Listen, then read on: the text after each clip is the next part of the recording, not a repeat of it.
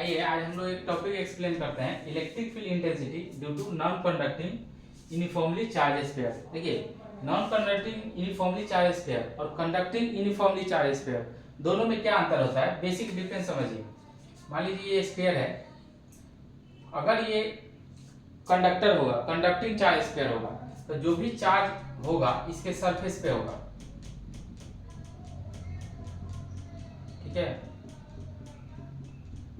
इसके सरफेस पे होगा, इसके अंदर बॉडी पे कोई चार्ज नहीं होगा। अब क्या होगा, ड्यू टू नॉन कंडक्टिंग अगर स्फीयर होगा तब इसका चार्ज क्या होगा, सरफेस के साथ साथ क्या होगा, इक्वली डिस्ट्रीब्यूटेड होगा इसके बॉडी में, ठीक है, इक्वली डिस्ट्रीब्यूटेड होगा। बस बेसिक डिफरेंस यही है दोनों में। अब हम लोग क्या करेंगे, ये यूनिफॉर्मली चार्ज जो नॉन कंडक्टिंग स्फीयर है, इसका इलेक्ट्रिक फील्ड इसके आउटसाइड किसी पॉइंट आर पे हम लोग निकालेंगे पी, यहाँ इसके सेंटर से आर डिस्टेंस पे, इसके स्फीयर के बाहर किसी पॉइंट पे हम लोग क्या निकालेंगे, इसका इलेक्ट्रिक फील्ड इंटेंसिटी निकालेंगे। इलेक्ट्रिक फील्ड इंटेंसिटी निकालेंगे, इसका तीनों केस निकालेंगे। पहले आर डिस्टेंस पे आउटसाइड निकालेंगे, फिर इसके सरफेस पे निकालेंगे, और फिर इसके बॉडी में, इसके सरफेस के अंदर इलेक्ट्रिक फील्ड इंटेंसिटी क्या होता है उसको फाइंड आउट करेंगे। और तीनों को हम लोग क्या करेंगे, कंपेयर करके देखेंगे कि कहाँ इलेक्ट्रिक फील्ड इंटेंसिटी का डायरेक्शन क्या है और मैग्नीट्यूड क्या है। भाई एक एक करके हम लोग निकालते हैं। तो पहले इस पी पॉइंट पे निकालेंगे। तो पी पॉइंट पे निकालने के लिए हम लोग क्या करेंगे, गॉस लॉ का यूज करेंगे। तो गॉस लॉ का यूज करेंगे, तो गॉस लॉ को यूज करने से पहले हम लोग क्या करेंगे, एक गॉसियन सरफेस ड्रॉ करेंगे। देखिए, स्फीयर को पूरा कवर करता हुआ एक बड़ा स्फीयर जिसका रेडियस क्या है, आर है, एक गॉसियन सरफेस ले लिया, गॉसियन सरफेस ले लिया, और इसको पी पॉइंट पे निकालना है।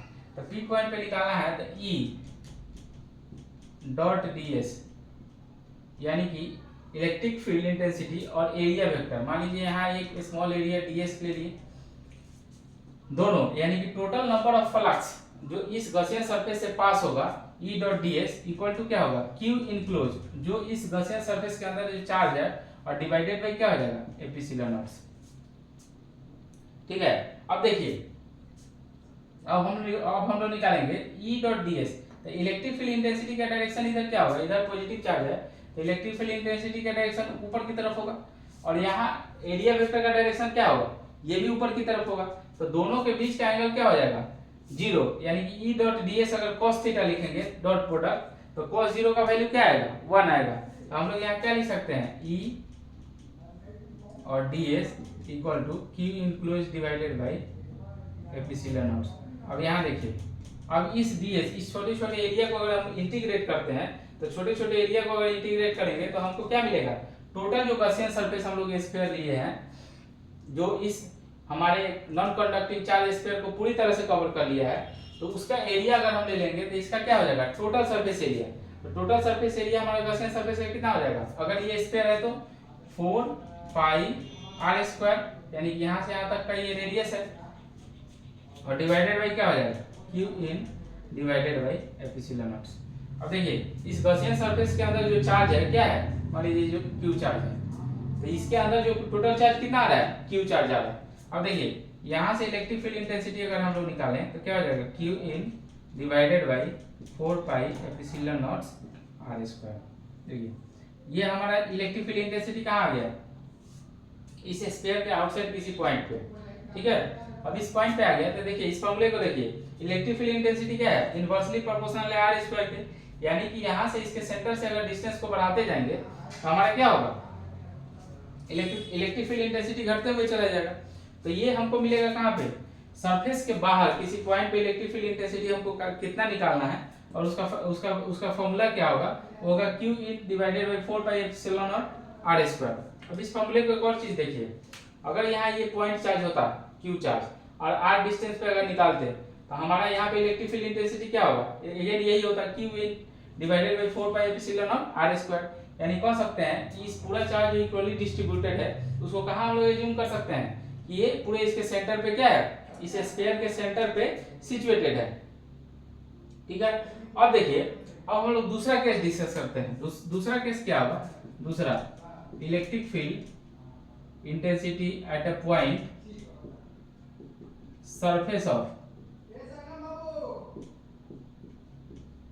Surface of sphere.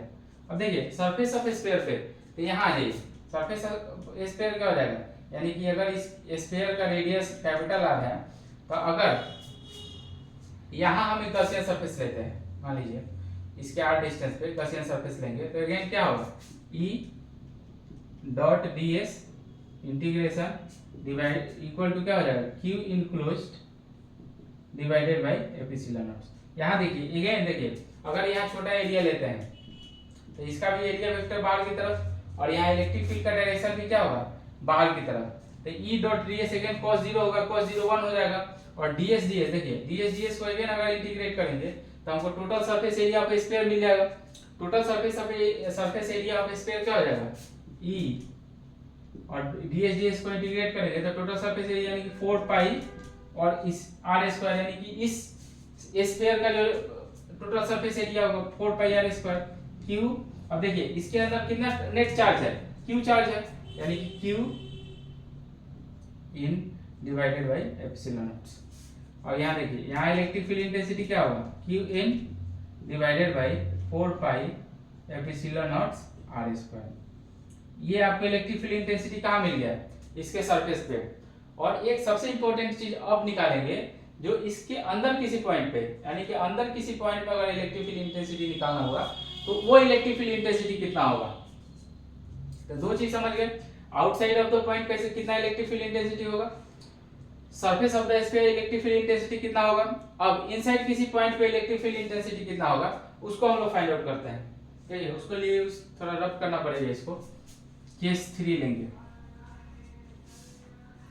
केस 3 में electric field intensity at a point inside of sphere. Inside of sphere मान लीजिए यहाँ किसी पॉइंट पे लेते हैं, यहाँ से स्मॉल आर डिस्टेंस पे है, इस पॉइंट पे लेते हैं। तो अगेन हम लोग देखिए पहले क्या करेंगे, यहाँ इलेक्ट्रिक फील्ड इंटेंसिटी निकालने के लिए एक गॉसियन सरफेस यहाँ ड्रॉ करेंगे, गॉसियन सरफेस जो कि एक छोटा सा स्फीयर होगा जिसका रेडियस क्या होगा, r होगा। अगेन हम लोग गॉस लॉ लगाएंगे, तो गॉस लॉ लगाइए तो E dot ds equal to q enclose divided by epsilon naught. अब देखिए इसके अंदर जो चार्ज है E डॉट ds, पहले इलेक्ट्रिक फील्ड इंटेंसिटी अगेन क्या होगा, यहाँ एरिया वेक्टर अगर स्मॉल ds लेते हैं और इलेक्ट्रिक फील्ड इंटेंसिटी लेते हैं तो दोनों का डायरेक्शन अगेन एक ही तरफ होगा, यानी कि दोनों के बीच का एंगल क्या होगा, 0 डिग्री। जब दोनों के बीच का एंगल 0 डिग्री होगा तो E dot ds cos 0 degree, यानी cos 0 क्या हो जाएगा 1, लिख सकते हैं E डॉट और ds को अगर इंटीग्रेट करेंगे तो हमको यहाँ टोटल सरफेस एरिया किसका मिलेगा, इस गॉसियन सरफेस का मिलेगा।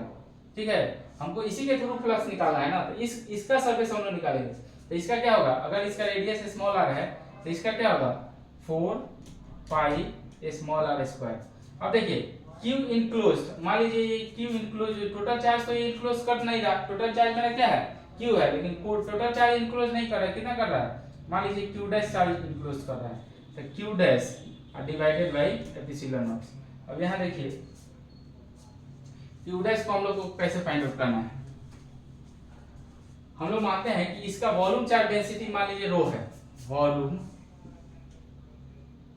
चार्ज डेंसिटी कितना है, रो है।